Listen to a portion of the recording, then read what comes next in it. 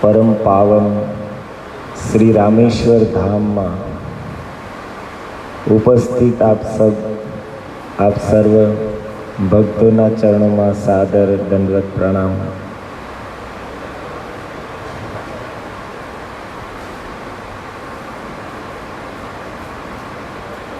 દસ દિવસનો થાકનો બોજ લઈને બધા બેઠા છો. કોઈ બગાસા ખાય છે, કોઈ આળસ મળે છે, પણ એનો કાંઈ વાંધો નહીં. પણ આજ મને એવું લાગે છે કદાચ હું સૂઈ જાઉં જગાડજો. અવાજ વધારે.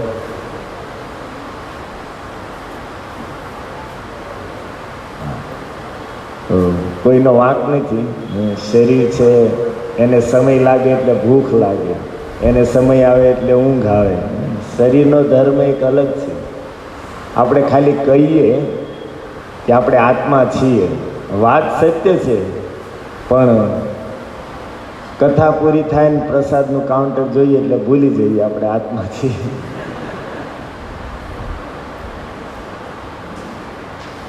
અરે વૃંદાવનની એક સત્ય ઘટના છે. એક મહાત્મા બેઠા હતા યમુનાજીના તટ ઉપર. તો જ્ઞાન સંપ્રદાયના સંત હશે તો બસ બેઠા બેઠા અહમ બ્રહ્માસ્મિ, અહમ બ્રહ્માસ્મિ, અહમ બ્રહ્માસ્મિ, અર્થાત એ પરબ્રહ્મ હું જ છું. અહમ બ્રહ્મ અસ્મિ, હું જ એ પરમ બ્રહ્મ છું. જે શિવોહમ શિવોહમ.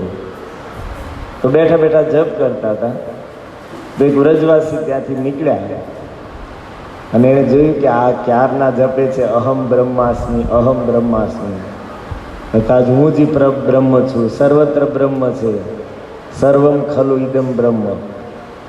વ્રજવાસીઓ પાછા અલગ મૂડમાં હોય તો એ મહાત્મા ઉપર જાણી જોઈને થૂક્યા અને ઓલા મહાત્માનો મગજ વયો ગયો. અરે એટલી ભાન નથી કે એક સાધુ બેઠા છે ને એની ઉપર થૂકો છો. પહેલાં ખીજાવા દીધું હરખાઈને, પછી થોડા શાંત પડ્યા એટલે ઓલા વ્રજવાસીએ કીધું કે મહારાજ તમે તો કહો છો ને સર્વમ ખલુ ઇદમ બ્રહ્મ, અહમ બ્રહ્માસ્મિ, બધું જ બ્રહ્મ છે, હું બ્રહ્મ છું, કણ કણમાં બ્રહ્મ છે, બધું જ બ્રહ્મ છે, તો શું થૂક ને શું પાણી ને શું પેશાબ ને શું ફરક પડે? પછી ધીરે ધીરે મહાત્માને કીધું કે મહારાજ ये व्रज धाम है, यहाँ पर ब्रह्म ब्रह्म चलने वाला नहीं है, कुछ लाभ होने वाला नहीं है, राधे राधे जपो, इसी से कल्याण होगा.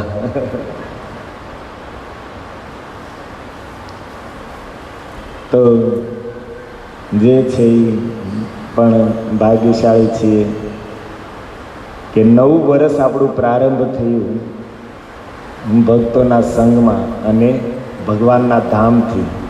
નહીં તો લગભગ આપણા નવા વર્ષ ગામડાઓમાં હોય ને, કોઈક સુરત હોય ને, કોઈ ભાવનગર હોય ને, કોઈ ફરવા ગયા હોય ને, અને પરિવારના લોકો ભેગા મળ્યા હોય તો નવા વર્ષના દિવસે એમાં કોઈ ભગવાનની વાત કે ભગવાનનું નામ ન હોય, વ્યવહારિક વાતો હોય ને, સંસારિક ચર્ચા હોય ને, કેમ છો, બહુ સારું છે, ઉપરથી સારું, અંદર એમાં કે અંદર કંઈ સારું હોય નહીં.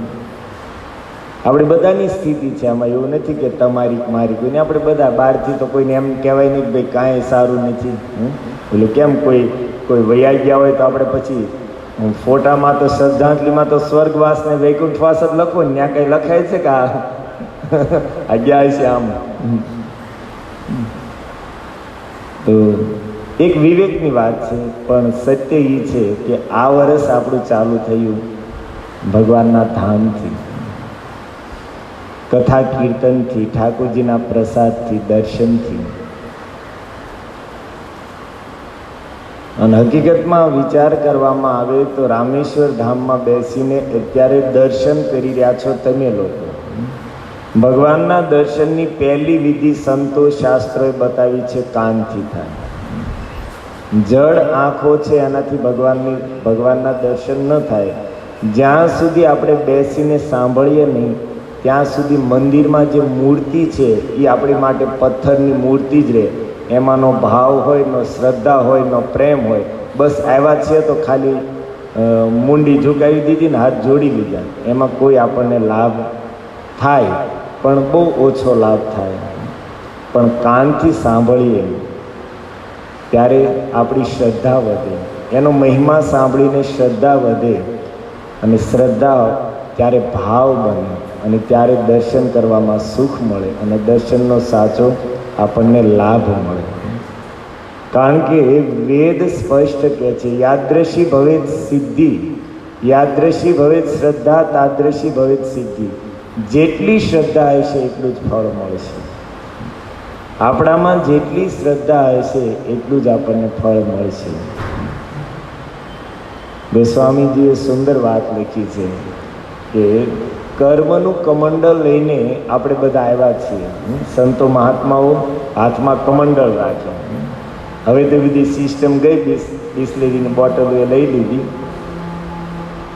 તો હજી વૃંદાવનમાં ત્યાં અમે જોયું છે, બરસાનામાં જે નિમ્યાન રહેવાવાળા હોય ભક્તો, એ સાથે બરણી રાખે કે કમંડલું છે એમ કે. એટલે આપણને ઘડી કેમ થાય કે કમંડલું આવું થઈ ગયું. પહેલાં તો આપણે જોયું તો આમ કંઈક નાચાવાળું હોય ને તો બરણી, એટલે કમંડલ મીન્સ એમાં કંઈક જળ સાથે રાખે.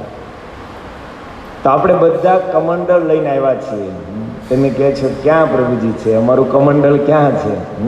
કર્મ કમંડલ કર ગહી, તુલસી જહ લગી જાય, નદી કૂપ વાપી ડૂબત, એક બુંદ અધિક ન પાય. બહુ સમજવા જેવી વાત છે. કર્મનું કમંડલ સાથે લઈને આપણે જન્મા છીએ, અને કમંડલની જેટલી સાઈઝ હોય ને એને પછી કમંડલોને આપણે નદીમાં ડૂબાડો, સરોવરમાં ડૂબાડો, કૂવામાં ડૂબાડો, દરિયામાં ડૂબાડો, જેટલું કમંડલ જેવડું હોય ને એટલું જ એમાં આવે. દરિયામાં ડૂબાડો તો એમાં કંઈ વધારે પાણી ન ભરાઈ જાય, ને ખાબોચિયામાં ડૂબાડો તો ઓછું પાણી ન ભરાઈ જાય. જેટલી કમંડલની સાઈઝ છે એટલું જ પાણી આવશે. એમ આપણે બધા જ પોતપોતાના કર્મનું એક કમંડલ લઈને આવ્યા છીએ, અને એમાં જેટલું ભરાય છે એની જેટલી સાઈઝ હોય, એમાં જેટલું લખ્યું હોય ને એટલું જ પ્રાપ્ત કરશું. આ જગતમાં સંપત્તિની કોઈ કમી નથી, આ જગતમાં સુવિધાઓની કોઈ કમી નથી, આ જગતમાં પદ પ્રતિષ્ઠાની કોઈ કમી નથી.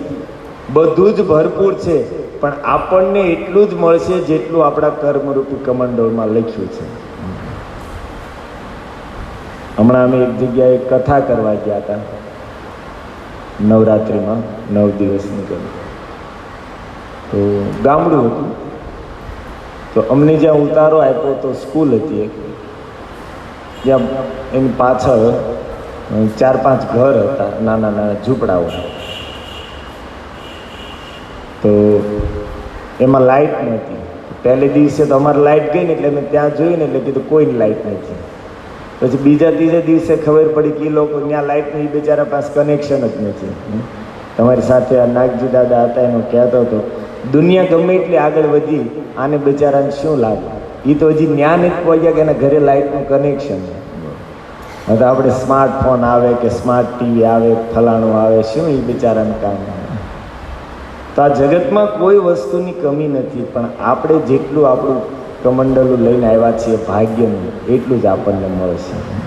કોઈ એક ફોન પર કરોડો કમાય છે, કોઈ બિચારો સવારથી લઈને સાંજ સુધી મજૂરી કરે છે તો 2 ટાઈમનું ભોજન જ પામે છે.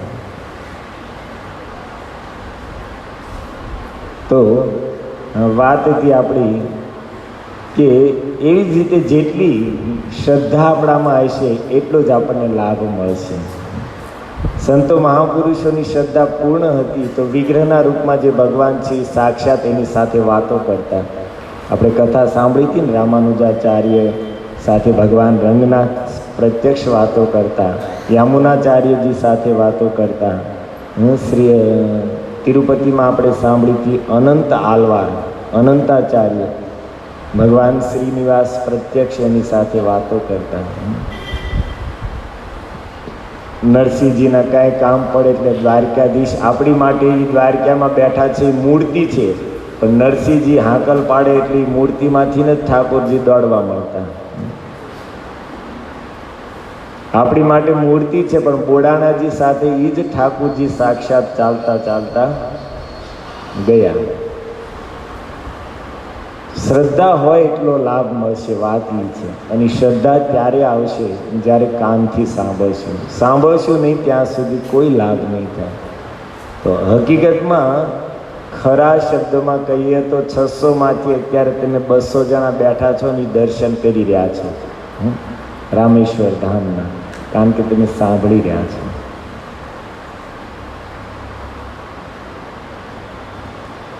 શ્રીમદ ભાગવતની એક પ્રસંગ આવે છે. ધ્રુવ મહારાજના વંશમાં આગળ પ્રચેતાઓ થયા. 10 ભાઈઓ હતા અને 10 ભાઈ તપસ્યા કરવા માટે જતા હતા. તો સમુદ્ર તટ ઉપર જતા હતા ગુજરાતમાં. અવાજ પાછળ આવે છે ને બરોબર મંજીભાઈ? પડઘો પડે છે, અવાજ ઓછો કરું? ઈકો તો બંધ જ છે ને, એ નોર્મલ જ છે, અહીંયાથી બંધ છે. હરિબોલ. હરે કૃષ્ણ કૃષ્ણ કૃષ્ણ હરે હરે, હરે રામ રામ રામ હરે હરે.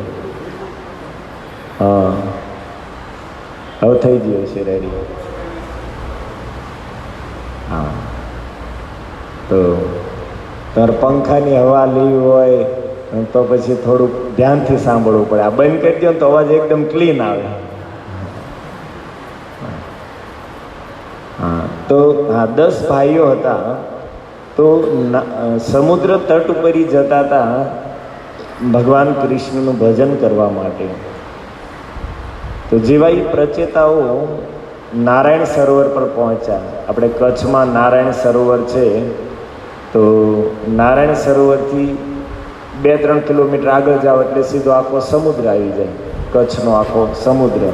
અને ત્યાંથી આગળ તો જોવાય એવું નથી, કારણ કે પાકિસ્તાન આવે સીધું, એ બધું જોવાય એવું નથી. તો એ નારાયણ સરોવર ઉપર પહોંચ્યા, ત્યાં ભગવાન શંકરના દર્શન થયા. શિવજી એ સરોવરમાંથી બહાર આવ્યા. ત્યાં પહોંચ્યા તો એણે શું જોયું કે અચાનક સંગીતનો અવાજ આવતો હતો. તો પ્રચેતાઓને એમ થયું ભાઈ આ તો ગાઢ જંગલ છે, આસપાસ કોઈ દેખાતું નથી અને આ સંગીતનો અવાજ ક્યાંથી આવે છે. વિચાર કરે છે એવામાં તો એ નારાયણ સરોવરમાંથી ભગવાન શંકર પોતાના ગણો સાથે પ્રગટ થયા અને પ્રચેતાઓને દર્શન થયા છે. વિદુરજીને આ કથા મૈત્રેય ઋષિ સંભળાવી રહ્યા છે. કઈ જગ્યાએ? ગંગાજીના તટ ઉપર, હરિદ્વારમાં. તો વિદુરજી પ્રશ્ન કરે મૈત્રેયજીને કે ભગવાન શંકરના દર્શન મોટા મોટા યોગીઓને દુર્લભ છે, મોટા મોટા સિદ્ધ પુરુષોને પણ ભગવાન શંકરના દર્શન દુર્લભ છે. તો પછી પ્રચેતાઓને આવી રીતે રસ્તે ચાલતા વગર પ્રયાસે દેવાધિદેવ ભગવાન મહાદેવના દર્શન કઈ રીતે થયા?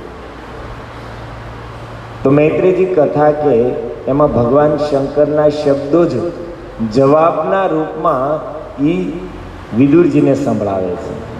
સાંભળો ધ્યાનથી તમે પણ. શ્રી રુદ્ર ઉવાચ यूयं वेदिषदः पुत्रा विदितं वह चिकीर्षितम्. 4:24-27 નંબરનો શ્લોક છે. અનુગ્રહાય ભદ્રમ વ એવં મે દર્શનમ કૃતમ. શું કહે છે? યુયમ વેદિષદ પુત્ર, તમે વેદિષદ અર્થાત પ્રાચીન બરહી ના પુત્ર છો અને તમારી ચિકિત્સ્યતમ, તમે શું કામ જઈ રહ્યા છો એ પણ હું જાણું છું. અને એટલા માટે અનુગ્રહાય વહ, તમારી ઉપર અનુગ્રહ કરવા માટે મેં દર્શનમ કૃતમ, મેં તમને દર્શન આપ્યા છે. તો માનો પ્રશ્ન થાય કે ભાઈ શું કામ તમે અનુગ્રહ કર્યો, શું કામ દર્શન આપ્યા? તો બીજા શ્લોકમાં 28 નંબરના શ્લોકમાં ભગવાન શંકર જવાબ આપે છે. બહુ સુંદર વાત કરે છે. ભગવંતમ વાસુદેવમ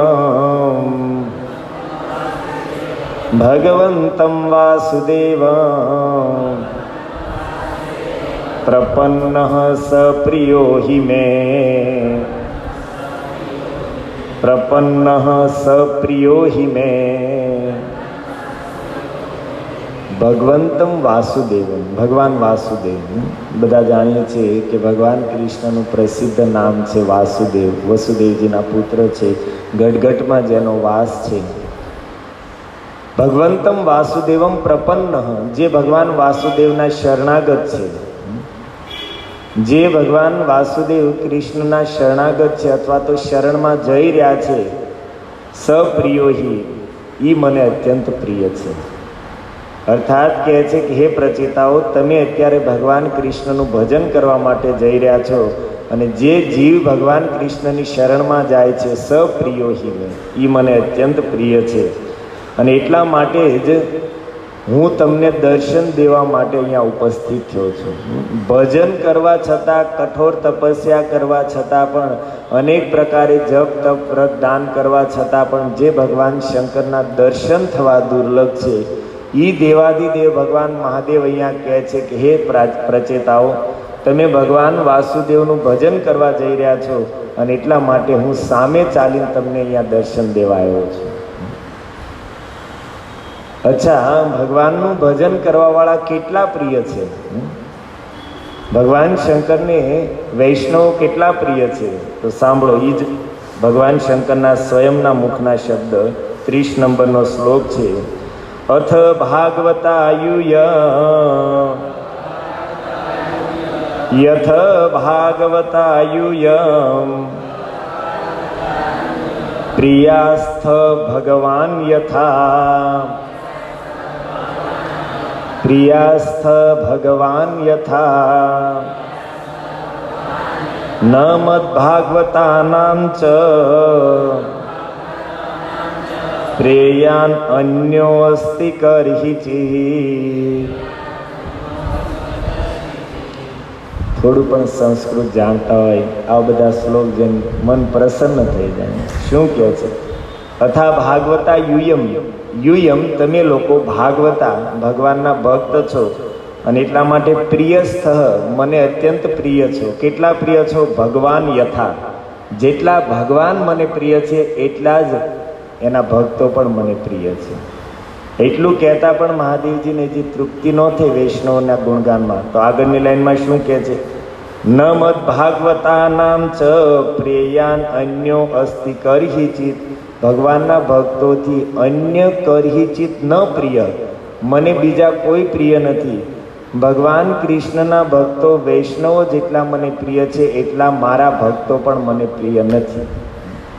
ન અન્ય કરહિચિત પ્રિય, કોઈ પણ મારા ભક્ત પણ કેમ ન હોય. કરહિચિત શબ્દનો અર્થ થાય કોઈ પણ મારા ભક્ત હોય તો પણ મને એટલા પ્રિય નથી જેટલા મને ભગવાનના ભક્તો વાલા છે.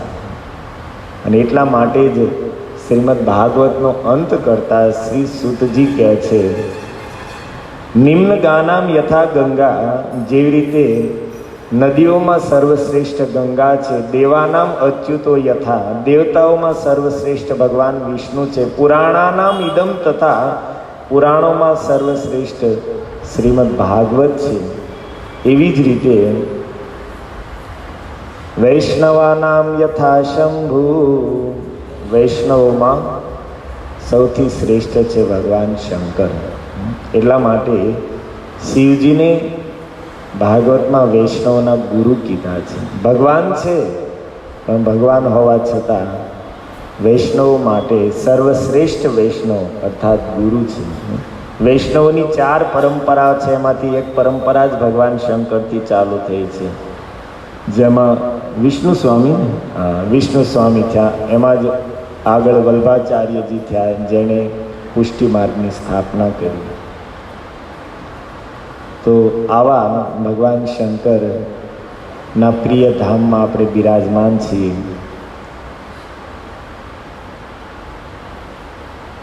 શિવજીનું ચરિત્ર શિવ પુરાણને છોડીને ગમે ત્યાં વાંચ્યું તો એ બસ 2 માણસ બેસીને ક્યાં કથા કરતા હશે, કોઈ નહીં હોય તો કીર્તન કરતા હશે, માળા લઈને બેઠા હશે, બીજું કાંઈ એને કામ જ નથી. ચિત્રકેતુ મહારાજ કૈલાસ પર્વત ઉપરથી નીકળ્યા તો શું જોયું એને? શિવજી શું કરે છે? પાર્વતીજીને ગોદમાં બેસાડીને સંતોની સભામાં કથા કહી રહ્યા છે. રામાયણમાં આવી જાઓ તો શું છે? રામાયણ શું છે? પાર્વતીજીએ જિજ્ઞાસા કરી, શિવજીએ જવાબ આપ્યો રામજી વિશે, એ રામાયણ છે. અચ્છા, કોઈ ન હોય તો શું કરે છે? तुम पुनि राम राम दिन राती, सादर जपहु अनंग आराती। रामायणની શરૂઆત ભગવાન શંકરે ક્યાંથી કરી જાણો છો? જીન હરિ ભગતિ હૃદય નહીં આની, જીવત શવ સમાન તે પ્રાણી। જીન હરિ ભગતિ હૃદય નહીં આની, જીવત શવ સમાન તે પ્રાણી। જેના હૃદયમાં હરિભક્તિ નથી, જીવતો હોવા છતાં એ મુર્દું છે। રામાયણની પ્રસિદ્ધ ચોપાઈ છે, ઉમા કહું મેં અનુભવયપના, સતહરિ ભજન જગત સબ સપના। આપણને કોઈએ કીધું એક તમારો અનુભવ કહો તો આપણે શું કહીએ? મારો અનુભવ છે કે પરિવાર સાથે હળી મળીને રહેવાય, કામ ધંધો કરાય, પૈસો હશે તો કામમાં આવશે, 5 લોકો બોલાવશે, નકર ગામમાં તમને કોઈ બોલાવશે નહીં। આપણો અનુભવ છે। ખોટું છે કે સાચું છે? આ બધા ભગતડા થઈને તોલા કરીને તિલક તાણીને રખડો છો, પણ કાલ સવારે કોઈ બોલાવશે નહીં, છાનામાના કામ ધંધો કરો। હા, આ ભજન બધું ગઢપણમાં કરાય, આપણો અનુભવ છે। સાચું છે ને? આપણો અનુભવ આ છે। અચ્છા, કેટલા વર્ષનો અનુભવ છે? 20 વર્ષનો, 25 વર્ષનો, 30 વર્ષનો, જે હોય 50 વર્ષનો। ભગવાન શંકરને પૂછવામાં આવે કે તમારો અનુભવ કયો? કારણ કે જેનું જીવન કેટલું છે? અનાદિ, કોઈ અંત આદિ નથી। સૃષ્ટિના અસ્તિત્વથી લઈને આજ સુધી જેમાં જેની કોઈ ગણના ન થઈ શકે એટલો લાંબો અનુભવ છે। અને બુદ્ધિ કેટલી છે?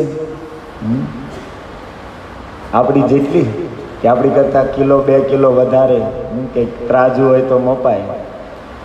શ્રીમદ ભાગવતમાં લખ્યું છે કે કોઈને સુંદર પત્ની જોતી હોય ને તો ઉર્વશીની ઉપાસના કરવી જોઈએ, સ્વર્ગની અપ્સરા। બ્રહ્મ તેજ જોતું હોય ને બ્રહ્માજીની ઉપાસના કરવી જોઈએ, ઇન્દ્રિયોમાં બળ જોતું હોય ને દેવરાજ ઇન્દ્રની ઉપાસના કરવી જોઈએ, ધન ધાન્ય જોતું હોય ને પૃથ્વી માતાની ઉપાસના કરવી જોઈએ, સંપત્તિ માટે લક્ષ્મીજીની ઉપાસના કરવી જોઈએ, ધર્મ અર્જન કરવા માટે ભગવાન વિષ્ણુની ઉપાસના કરવી જોઈએ। અને એમાં એક લખ્યું છે આપણી માટે કામનું કે પતિ પત્નીમાં પ્રેમ બનેલો રહે, કલહ ન થાય એટલા માટે પાર્વતીજીની આરાધના કરવી જોઈએ। પાર્વતીજીનું મંદિર આવ્યું હતું આપણે, મીનાક્ષી મંદિર। દેવીજીના જેટલા સ્વરૂપ છે એ બધા પાર્વતીજીના જ સ્વરૂપ છે। 51 શક્તિપીઠ છે એ શું છે? પાર્વતીજી દક્ષ પ્રજાપતિના યજ્ઞમાં શરીર છોડી દીધું તો શિવજી પાર્વતી પ્રત્યે એટલો પ્રેમ છે કે એના એ શરીરને લઈને ફરતા હતા અને છોડતા નહોતા। દેવતાઓ ચિંતામાં આવી ગયા, બ્રહ્માજી ઇત્યાદિ કે શું કરવું? અને ભગવાન શંકર એટલા દુઃખી છે એટલે પાસે જઈને સમજાવવાની કોઈનામાં હિંમત નથી, અને આમનામ સ્થિતિ રહેશે તો સૃષ્ટિમાં પ્રલય થઈ જશે। તો દેવતાઓ ભેગા મળીને ભગવાન વિષ્ણુ પાસે ગયા અને ભગવાને સુદર્શન ચક્રથી દેવીજીના પાર્વતીજીના શરીરના 51 ટુકડા કરી નાખ્યા, અને એ ટુકડાઓ જ પૃથ્વી પર જ્યાં જ્યાં પડ્યા એ શક્તિપીઠ બન્યા। એ જ 51 શક્તિપીઠ બન્યા। તો દેવીજીના જેટલા સ્વરૂપો છે, જે શક્તિપીઠ છે, બધા એનું મૂળ સ્વરૂપ છે પાર્વતીજી।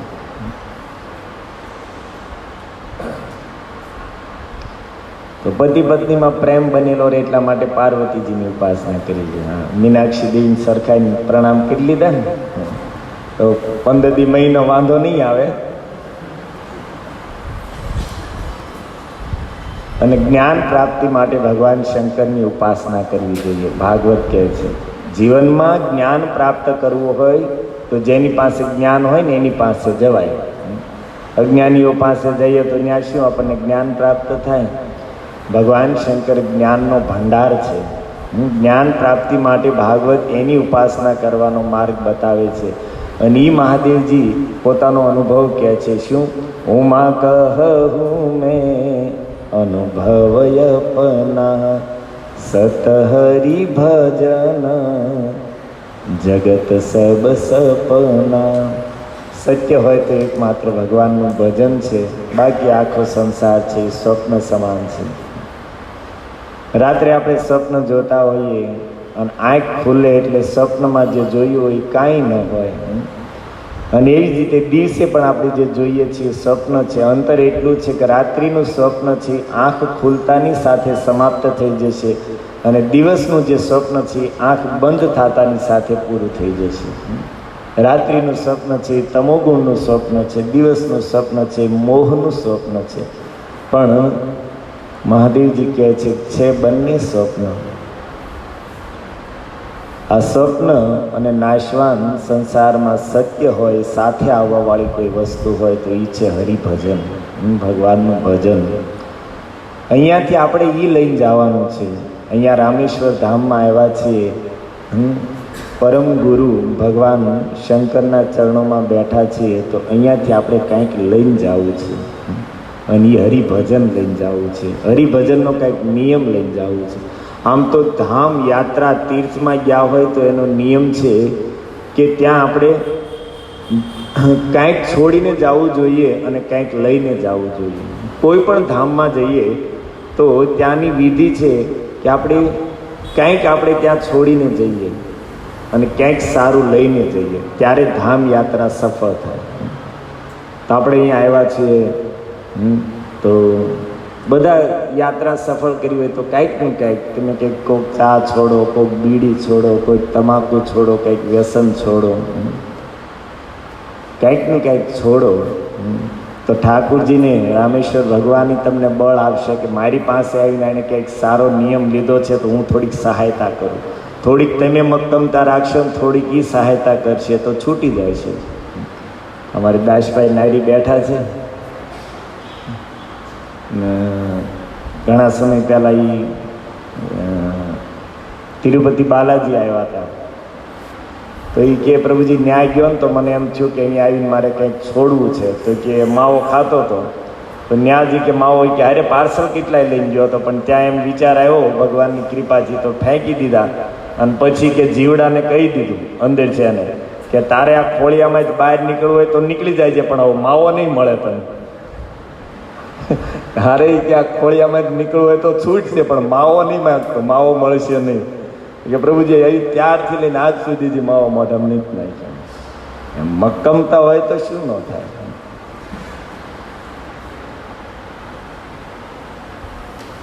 તો કાંઈક અહીંયાથી આપણે કુટેવ છોડીને જઈએ. હું માતાઓને તો ખાસ કે ભાઈ એટલું નિયમ લઈ લો ને કે હું કોઈની વાત નહીં કરું. આપણને ઘણીવાર એમ થાય કે આ સંસારના પાપ પુણ્યનો હિસાબ યમરાજીએ ભગવાને માતાઓને આપી દીધો. આખા ગામની ચર્ચા કરે છે એટલે ભાઈ એ વહીવટ કરવાવાળા કરશે. એ ડિપાર્ટમેન્ટ ધર્મરાજને આપ્યો છે તે સંભાળશે કોણે શું કર્યું ને કોણ ક્યાં ગયો ને કોને શું નહોતું કરવાનું ને શું કર્યું ને આપણે હું કામ ભાઈ ચર્ચા કરી. સમયની બરબાદી કરીને બીજાના પાપ માટે હું પ્રભુજી તેથી કહેતા હતા ને કે ભગવાને સૃષ્ટિની રચના કરી, પણ બે જીવોની રચના કરીને તો એને એમ થયું કે આહા મારી સૃષ્ટિ સફળ થઈ ગયા. શુકરા નિંદકા સફલા સૃષ્ટિ હરે. એક શુકર ભૂંડ અને બીજા નિંદકા, બીજાની નિંદા કરવાવાળા. શુકરા શુદ્ધ્યંતિ ગ્રામા નિંદકા શુદ્ધ્યંતિ સાધવ. શુકર છે ભૂંડ છે એ મળમૂત્ર ખાઈને ગામની શુદ્ધિ કરે છે, અને નિંદાખોર છે બીજાની નિંદા કરીને સાધુ સંતોની શુદ્ધ કરે છે, એના પાપો લઈ લે છે. એક સંતે ભજન ગાયું છે કે નિંદકા નિયરે રાખીએ આંગન કુટી બુહાર. નિંદક હોય ને એને આપણે ઘરની પાસે રખાય અને રોજ સવારે જઈને એમ કે ભાઈ તારા ઘરની સફાઈ હું કરી દઈશ, હું બધું શું કહેવાય વાસણ સાફ કરી દઈશ ને ફળિયું સાફ કરી દઈશ ને બધું મફતમાં કરીશ, પણ તું ઘરની બાજુમાં રહે. મારી નિંદા કર્યા કરે એટલે મારથી કંઈક પાપ થઈ જાય તું બોલ્યા કરીશ. ઘણીવાર એમ થાય કે ચાલો આપણે આ જીહવાથી ભગવાનનું નામ લઈએ છીએ, હરિનામ લઈએ છીએ. આ જીવાથી આપણે ભગવાનની વાતો કરીએ છીએ. એ જ જીભથી પાછી બીજાની નિંદાય કરીએ છીએ, એ જ જીભથી પાછા અપશબ્દો બોલીએ છીએ, એ જ જીભથી બીજાને ન કહેવાનું કહીએ છીએ. આ કાનથી આપણે ઠાકોરજીની કથા સાંભળીએ છીએ. આ જ કાનમાં પાછો સંસારનો કચરો ખોશ છે. કોઈ ગમે આવીને સંભળાવી ગયા, સાંભળી લીધું. કોઈક સારું સંભળાવી ગયા તો એ સાંભળી લીધું, કોઈક ખરાબ કોઈના દોષો સંભળાવ્યા તો એ સાંભળી લીધું, કોઈની નિંદા સંભળાવી તો એ સાંભળી લીધી. ક્યાંક આપણે અહીંયાથી છોડીને જઈએ તો ભગવાન રામેશ્વર પ્રસન્ન થાય છે. અને ક્યાંક લઈને જઈએ, લઈને તો એટલું જ જવાનું છે જીવનમાં, ભગવાનનું ભજન લઈને જઈએ, હરિનામ લઈને જઈએ. ભગવાન શંકરને હરિનામથી પ્રિય કાંઈ છે નહીં. એને પ્રસન્ન કરવા હોય તો અહીંયાથી આપણે ભગવાનનું નામ લઈને જઈએ. એક બ્રહ્મયામલ કરીને એક ઉપનિષદ ભગવાન વેદવ્યાસજીએ લખ્યો છે. તેમાં પાર્વતીજી અને ભગવાન શંકર વચ્ચેનો સંવાદ છે. માતા પાર્વતીજી પૂછે છે કે હે પ્રભુ, આ કળિયુગની ઘોર દુર્દશા જોઈને મારું હૃદય ફાટે છે, દ્રવિત થાય છે. ચિંતા ઉપાધિઓમાં જીવન જઈ રહ્યું છે. પ્રાયણ અલ્પ આયુષ્ય કલો અસ્મિન યુગે જના. એક તો આયુષ્ય ઓછું છે, 100 વર્ષનું આયુષ્ય લખ્યું છે ને એમાંય 100 વર્ષ તો કોઈ જીવતું નથી. 50, 60, 70 વર્ષે પૂરું થઈ જાય અને એમાં પણ ચિંતા ઉપાધિઓથી ભરેલું જીવન છે. અને જેટલા પણ કલ્યાણના સાધનો, મુક્તિના સાધનો બતાવ્યા છે એ બધા જ કળિયુગે નષ્ટ કરી નાખ્યા છે. એક પણ સાધન એવું નથી રહ્યું કે જેનો આશ્રય લઈને, જેનો સહારો લઈને આ કળિયુગના જીવો પોતાનું કલ્યાણ કરી શકે. આપણે માનો આપણે તીર્થાટન માટે નીકળ્યા છીએ, તીર્થમાં ભ્રમણ કરવા માટે. તો તીર્થયાત્રાનો નિયમ શું છે જાણો છો? સૌથી પહેલો નિયમ છે, કોઈ પણ તીર્થમાં જઈએ ત્યાં ઓછામાં ઓછી 3 રાત્રિ નિવાસ કરવો જોઈએ. આપણને તો વાંધો નથી, આ અમારા ભક્તોની કૃપાથી બધે 3 દિવસ રહ્યા. પછી બીજો નિયમ છે, કોઈ પણ તીર્થમાં જઈએ તો પહેલો દિવસ ઉપવાસ કરવો જોઈએ. ત્યાં પહોંચીને પહેલો દિવસ ઉપવાસ કરવો જોઈએ. અને આપણે પહોંચીને પહેલાં પ્રસાદ તૈયાર છે કે નહીં, આપણે ધ્યાન કાઉન્ટર ઉપર હોય. 2-3 વાર પ્રસાદ લઈ લઈને પછી આપણે દર્શન કરવા ગયા હોઈએ. અચ્છા, તીર્થનો એક નિયમ છે કે તીર્થમાં જઈને શૌર્ય કરાવવું જોઈએ, મુંડન કરાવવું જોઈએ. ખાલી તિરુપતિમાં નહીં, કોઈ પણ તીર્થમાં જઈએ તો. કેમ? શાસ્ત્ર કહે છે કે તીર્થમાં જઈએ, કોઈ ધામમાં જઈએ તો એ પવિત્ર ભૂમિનો પ્રભાવ છે કે શરીરમાંથી બધા પાપ નીકળી જાય. પણ એ પાપ નીકળીને શરીરમાંથી બહાર નીકળી જાય, પણ એ જાય ક્યાં? માથાના વાળ પકડીને ચોંટેલા હોય કે આ તીર્થમાંથી બહાર પાછો મુંબઈ ને સુરત પહોંચે ને એટલે ઘૂસી જવાનું હોય. વાળ કપાઈ નહીં કહેતો પકડે કોને? તો આવા ઘણા નિયમો છે. ભૂમિ ઉપર શયન કરવું, બ્રહ્મચર્યનું પાલન કરવું, આ બધું આપણીથી થાય નહીં. બધી વસ્તુ આમ છે. યજ્ઞ કરવાનું કીધું હોય, ક્યાં ગોતશો બ્રાહ્મણો એવા? યજ્ઞની પવિત્ર વસ્તુઓ ક્યાં ગોતશો? દાન, શાસ્ત્ર કહે છે કે ગૃહસ્થ વ્યક્તિએ પોતાની કમાઈનો 50% હિસ્સો દાન કરવો જોઈએ. એ તો સંતોને એમ થયું કે આ કળિયુગના જીવન 50% કહીશું તો આઠાનાય નહીં આપે, એટલે એને એમ થયું 10% કેવી તો કાંઈક વળી આપવા હોય તો આપે, એટલે ડિસ્કાઉન્ટ કરી દીધું 10%નું. બાકી શાસ્ત્ર 50% કહે છે. હવે એમાં આપણે ક્યાં એ બધું આપણી થવાનું છે? વ્રત, એક એકાદશીનો દિવસ આપણે 3 વાર ફરાળ ન કરીએ ત્યાં સુધી પૂરો ન થતો એમ આપણે શું વ્રત કરવાના, શું ઉપવાસ કરવાનો? આ બધું બહુ અઘરી વસ્તુ છે. પાર્વતીજી કહે છે, પ્રભુ કલી દાવાન લેન સાધનમ ભસ્મતામ ગત. કળિયુગ રૂપી દાવાન લે જીવોના કલ્યાણના બધા જ સાધનો ભસ્મ કરી નાખ્યા છે, નષ્ટ કરી નાખ્યા છે. અને હે પ્રભુ, તમે જગતના ગુરુ છો, ત્રિભુવનના ગુરુ છો. તમારાથી શ્રેષ્ઠ આ કળિયુગના જીવોને કલ્યાણનો માર્ગ બતાવવાળો કોણ હોય? સંસારના જીવો શું જાણે? તમે સ્વયં જ્ઞાન સ્વરૂપ છો. તો હે પ્રભુ, કોઈ એવો રસ્તો બતાવો કે જે સરળ હોય અને શ્રેષ્ઠ હોય, જેનો આશ્રય લઈને આ કળિયુગના જીવો સહેલાઈથી ભવસાગરને પાર કરી જાય.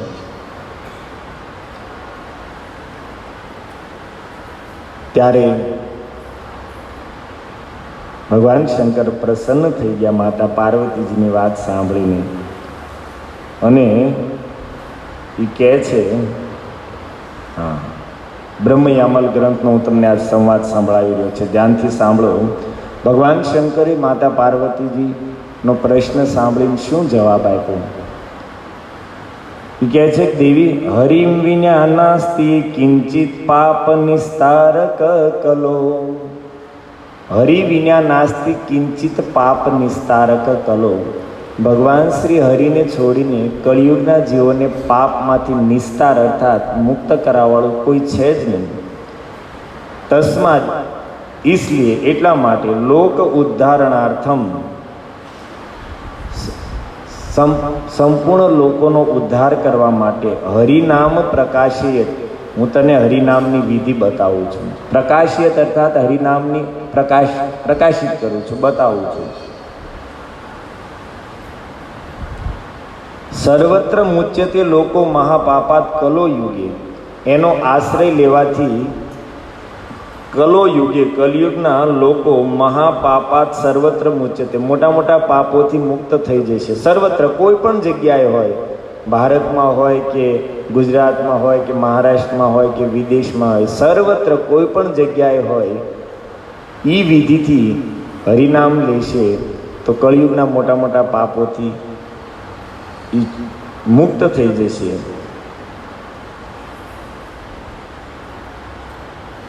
કઈ વિધિ છે? તો વિધિ બતાવે છે, સાંભળો. અરે બહુ હરે કૃષ્ણ પદ દ્વંદ્વમ કૃષ્ણેતિ ચ પદદ્વયમ. હરે કૃષ્ણ પદ દ્વંદ્વમ, એમાં વિધિ બતાવે છે ભગવાન શંકર, મંત્ર બતાવે છે, જેમાં હરે કૃષ્ણ પદ દ્વંદ્વમ, હરે કૃષ્ણ આ પદ, આ શબ્દ, દ્વંદ્વમ બે વાર છે. કૃષ્ણેતિ ચ પદદ્વયમ, અને એની પછી કૃષ્ણ ઇતિ પદદ્વયમ, કૃષ્ણ આ પદ અર્થાત શબ્દ, દ્વયમ અર્થાત બે વાર છે. હરે કૃષ્ણ બે વાર છે અને કૃષ્ણ બે વાર છે. તથા હરે પદ દ્વંદ્વમ, અને ત્યાર પછી હરે આ શબ્દ, દ્વંદ્વમ બે વાર છે. હરે રામ ઇતિ દ્વયમ, ત્યાર પછી હરે રામ ઇતિ દ્વયમ બે વખત છે.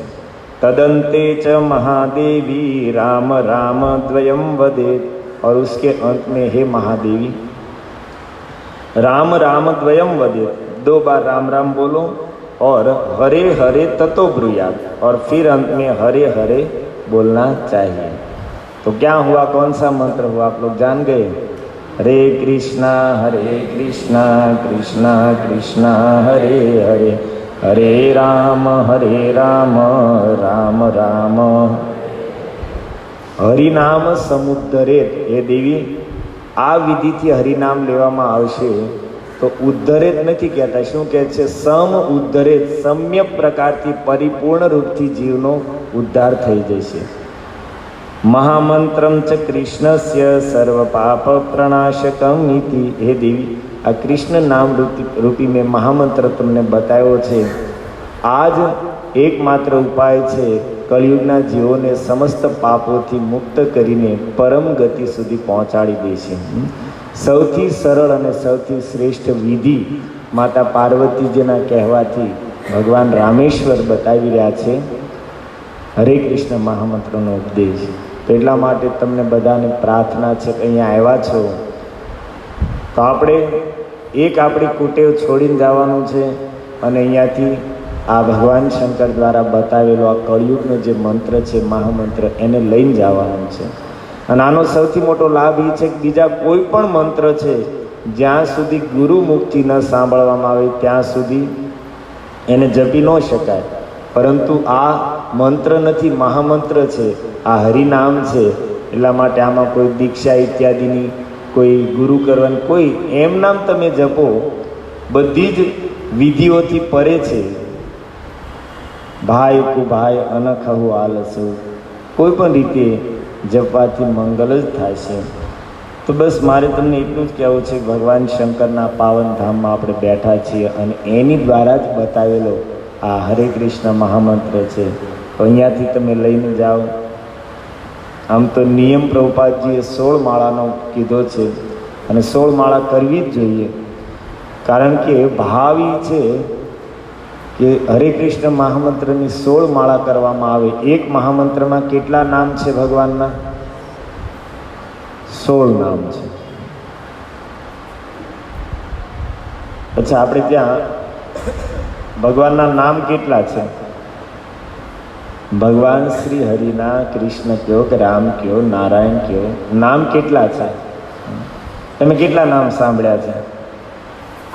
100 નામ. વિષ્ણુ સહસ્ત્ર નામ. પછી એનાથી આગળ છે કે? બોલો ને, ગમે એટલે આપણે ફેંકામ ફેંક કરો ને એ કઈ ખૂટે એમ નથી. લાખ બોલ નાખો, કરોડ બોલ નાખો. એક આમ ક્યાં નો બંગોળા જીતો ખબર પડે કેટલા તમને ફેંકતા આવડે છે. માતાઓને હારે તેમ થઈ નહીં કોઈ હેરીફાઈ ન કરતા. શ્રીમદ ભાગવતમાં મુચુકંદ મહારાજનો પ્રસંગ આવે છે. મુચુકંદ મહારાજ ભગવાન કૃષ્ણને સામે ગયા, એ ગુફામાં સૂતા છે. તો આંખ ખુલી, ભગવાન કૃષ્ણ સામે ઊભા છે. કહે છે કે પ્રભુ તમે કોણ છો? મને તમારો પરિચય આપો, તમારું નામ શું છે? તો ભગવાન સ્વયં કહે છે કે રાજન, હું તમને શું પરિચય આપું, કારણ કે મારા નામ એટલા છે કે જેમ આકાશ પોતાનો અંત નથી જાણતું, જેમ પૃથ્વી પોતાના રજકણોની સંખ્યા નથી જાણતી, એમ હું સ્વયં ગણવા બેસું તો હું પોતાના નામોનો અંત પામી શકું એમ નથી. ત્યાં ભગવાન કહે છે, હે રાજન, કોઈ વખત અનેક જન્મોમાં પૃથ્વીના રજકણ ગણવું સંભવ છે. એક જન્મ નહીં, અનેક જન્મમાં માની લો કોઈ પૃથ્વીના રજકણને ગણી શકે, પણ મારા નામોની સંખ્યાની ગણના કોઈ થઈ શકે નહીં. શ્રીમદ ભાગવતમાં વર્ણન છે કે ભગવાન અનંત શેષજી બ્રહ્માંડને ધારણ કરી નીચે બેઠા છે. 1000 મુખ છે અને સાપને મુખમાં 2 જીભ હોય. હું તમને ખબર છે? માતાઓ હા પાડે છે. મોઢું ખોલીને જોયું હતું ને? હા, દ્વિશિખયા સર્પનું એક નામ આવે, દ્વિશિખયા, 2 જીભ હોય. 1000 મુખ છે અને 2000 જીહવા છે, અને એક જીહવાથી રોજ ભગવાન કૃષ્ણનું એક નવું નામ બોલે છે. અર્થાત રોજ 2000 ભગવાન કૃષ્ણના નવા નામોનું એની લીલાઓ પ્રમાણે ઉચ્ચારણ કરે.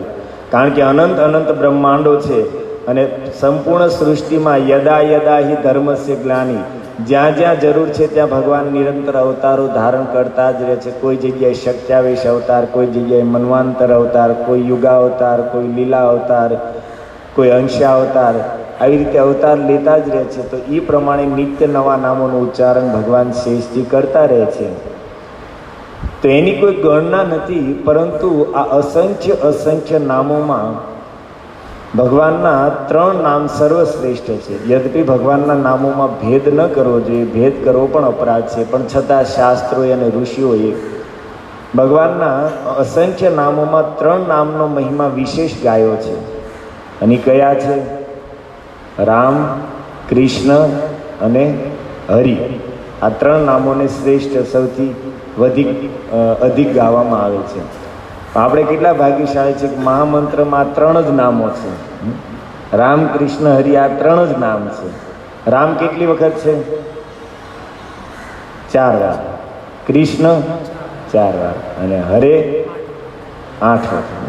હરે શબ્દના એક તો પ્રસિદ્ધ હરિ થાય અને એક હરે શબ્દનો અર્થ રાધા રાણી થાય. કારણ કે જે પોતાના રૂપ, ગુણ, પ્રેમ, સૌંદર્યથી હરિના મનને પણ આકર્ષિત કરી લે છે, એટલા માટે રાધા રાણીનું એક નામ છે હરા, અને હરાને જ સંબોધનમાં હરે કહેવામાં આવે. તો આ સર્વશ્રેષ્ઠ ભગવાનના અસંખ્ય નામોમાં સર્વશ્રેષ્ઠ 3 નામો છે. એનાથી જ આ બનેલો મહામંત્ર છે. અને મહામંત્રની એક મહામંત્ર લઈએ તો ભગવાનના 16 નામ આવે. 1 માળા કરીએ તો લગભગ 1700 નામ થાય, અને 16 માળા કરીએ તો લગભગ 27,000 ભગવાનના નામ થાય. અને આપણે રોજના શ્વાસ કેટલા લઈએ છીએ? 25,000 આસપાસ શ્વાસ લઈએ છીએ. તો 2 કલાક થાય 16 માળા કરતાં 2 કલાક બેસીને 16 માળા કરી નાખીએ તો આપણો એક પણ શ્વાસ વ્યર્થ ન જાય. જેટલા શ્વાસ લઈએ છીએ એટલા ભગવાનના નામ લેવા ગયા, અર્થાત શ્વાસે શ્વાસે ભગવાનનું નામ થઈ ગયું. એક એક શ્વાસ આપણો સાર્થક થઈ ગયો. એટલા માટે વિધિ બતાવી છે કે 16 માળા કરવી જોઈએ. તમે કરી શકો તો સારું, નહીં તો જેટલી તમને સમય હોય, ભાવ હોય. પણ અહીંયાથી નિયમ લઈને જાઓ કે રામેશ્વર ભગવાનના ચરણોમાં બેઠા છીએ, એના ધામમાં આવ્યા છીએ. આવ્યા નથી, એણે કૃપા કરી છે એટલા માટે આપણે અહીંયા પહોંચ્યા છીએ. તો એણે જે મહામંત્રનો ઉપદેશ આપ્યો, બસ એ મહામંત્ર હવે હું અહીંયાથી જઈને લઈશ. 2 માળા, 4 માળા, 6 માળા, 16 માળા, જે તમને ઈચ્છા હોય અહીંયાથી લઈને જવાનું છે. જે ન જપતા હોય એને. નહીં તો હકીકતમાં કાલ આપણે અનુમોદન કરતા હતા તો કોઈ કે પ્રસાદ બહુ સારો, કોઈ કે બસો બહુ સારી, કોઈ કે રૂમ બહુ સારી, કોઈ કે કમિટીવાળાએ બહુ મહેનત કરીને આમ કરીને બધું સાચું. અને કદાચ કંઈક ભૂલ હશે તો કોઈ કહેવાના નથી. કારણ કે અમારે ત્યાં ચાલુ જ હોય, કથાઓ ચાલુ હોય ને યાત્રાઓ ચાલુ હોય, એટલે બધા અનુમોદનમાં સારું જ બોલે ને સારું લાગ્યું હોય. અને કાંઈક ખરાબ લાગ્યું હોય તો માણસ બોલે નહીં, એ કાંઈ બોલવાની વાત ન હોય, પેટમાં રાખી લે. અને સારું હોય એ માણસ કહેતા હોય. એટલે અમને ખબર પડી ગઈ કે ભાઈ આ બધા વાહ વાહ કરવાના જ છે, બહુ સારું બહુ સારા. પણ અમને પૂછો તો અમે સાચું સારું, તમને મજા આવી છે, તમને સારું લાગ્યું, અમે ત્યારે જ માનશું જ્યારે તમે એમ કહેશો પ્રભુજી અહીંયાથી જઈને હું એટલી માળાનો નિયમ લઉં છું, તો જ અમે સાચું. બાકી વાહ વાહ કરવાના જ છે બધા. અમને ટેવ પડી ગઈ છે વાહ વાહ સાંભળવાની, એનાથી કોઈ ફરક નથી પડવાનો. સાચી જો તમને મજા આવી હોય, સાચું તમને એમ થયું કે આ લોકોએ બહુ મહેનત કરી છે, તો અહીંયાથી હરિનામ લઈ જાઓ તો સાચું. નહીં તો ખાલી કહેવાની સાંભળવાની વાતો છે, ઊભા થયા ખંખેરીની.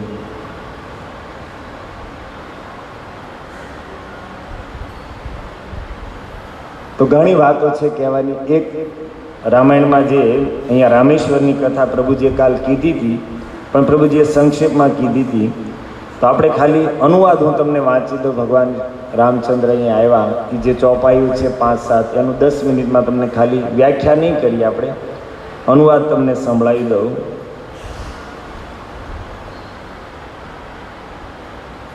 અહીંયા જ્યારે રામજી વાનરોની સેના સાથે પહોંચ્યા છે સમુદ્ર તટ પર, આગળ અગાધ લવણ સમુદ્ર.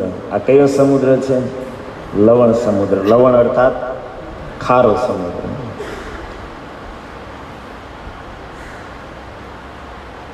તો શું કરવું હોય, કઈ રીતે સમુદ્ર પાર કરવો? વિભીષણ સલાહ આપે કે પ્રભુ તમારા જ પૂર્વજ છે આ સમુદ્ર, તમારા જ વંશમાં આગળ રાજા થઈ ગયા સગર, અને સગરના 60,000 પુત્રોએ જ આ જમીનને ખોદી નાખી અને એનાથી જ આ સાગર બન્યું. સગરના પુત્રોની રચના હોવાને કારણે જ સમુદ્રને સાગર કહેવામાં આવે છે. તો તમારા પૂર્વજ છે એટલા માટે તમે આને વિનંતી કરો, પ્રાર્થના કરશો તો અવશ્ય એ માર્ગ આપશે. રામજીને વાત બહુ સારી લાગી, પણ લક્ષ્મણજીને આ વાત ગમી નહીં કે પ્રભુ આ શું છે? કાદર કાદર દેવ દેવ આલસી પુકારે. દેવના ભરોસે આળસુ વ્યક્તિ બેઠો રહે. પરાક્રમી વ્યક્તિ તો પુરુષાર્થ કરે, એક બાણમાં સૂકવી નાખો. રામજી કહે છે કે લક્ષ્મણ શાંતિ રાખ, એસે હી કરબ ધરહુ મન ધીરા. તું થોડીક ધૈર્ય રાખ, એમ જ કરશું. અને ભગવાન 3 દિવસ સુધી સમુદ્રના તટ ઉપર બેઠા છે. સમુદ્રને મનાવવા માટે 3 દિવસ ત્યાં સમુદ્ર આવ્યા નહીં. રામજી ઊભા થયા, ક્રોધ કરીને કહે છે કે લક્ષ્મણ બાણ સરાસન આ નહીં, મારું ધનુષ્ય અને બાણ લાવો. આ એમ નહીં માને. સુખદેવજી ભાગવતમાં કહે છે કે 3 દિવસ ત્યાં સમુદ્ર વાત માની નહીં.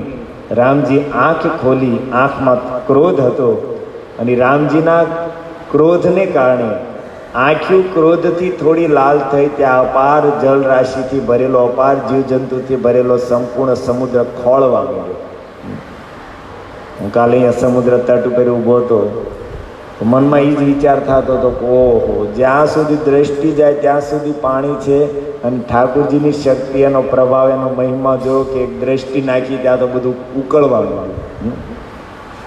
મારા ગુરુ મહારાજ આ પ્રસંગ કહેતા કે ભગવાન આને કહેવાય. અત્યારે જે પોતાને ભગવાન માનતા હોય ને એને કહેવાય કે એક લોટો પાણી ગરમ કરી દો દ્રષ્ટિથી તો માનીએ કે ભગવાન છે. આખી દુનિયા ભેગી થાય તો એ થાય? સંભવ નથી. સમુદ્ર ભયભીત થઈને દિવ્ય રત્નોનો થાળ લઈને રામજીના શરણમાં આવે છે, ઉપાય બતાવે છે, નલ નીલ છે અને શ્રાપ છે, એ પથ્થર ફેંકશે, હું પણ સહાય કરીશ. ભગવાન પાસેથી વરદાન લઈને સમુદ્રદેવ અર્થાત વરુણદેવ અને આ બાજુ જામવંતજી રામજીને કહે છે, સુનહુ ભાનુકુલ કેતુ જામવંત કર જોરી કહ. જામવંત હાથ જોડીને કહે છે કે હે પ્રભુ, નાથ નામ તવ સેતુ, નાથ નામ તવ સેતુ, નર ચડી ભવ સાગર તરહી. હે પ્રભુ, સહી અર્થમાં સેતુ પુલ તો તમારું નામ છે. આ સમુદ્ર શું વાત છે? આ 100 યોજનનો સમુદ્ર બહુ નાનો છે. અસંખ્ય અનંત અનંત અપાર કષ્ટોથી ભરેલો તો આ ભવસાગર છે. સાચો સમુદ્ર તો ઈ છે. આ તો બહુ નાનો એવો છે, પણ ઈ ભવસાગર પણ નાથ નામ તવ સેતુ, તમારું નામ છે એ જ ભવસાગરમાંથી સેતુ છે. અર્થાત તમારા નામનો આશ્રય લઈને જીવ આ ભવસાગરને પાર કરી જશે. અને પછી નલ નીલને આદેશ આપવામાં આવે છે, પુલ નિર્માણનું કામ ચાલુ થાય છે. પથ્થરોથી એટલો મોટો પુલ ક્યારે થઈ રહે? વાનરો દૂર દૂર જઈને મોટા મોટા પહાડો લઈને આવે છે, રામ નામ લખીને ફેંકવામાં આવે છે.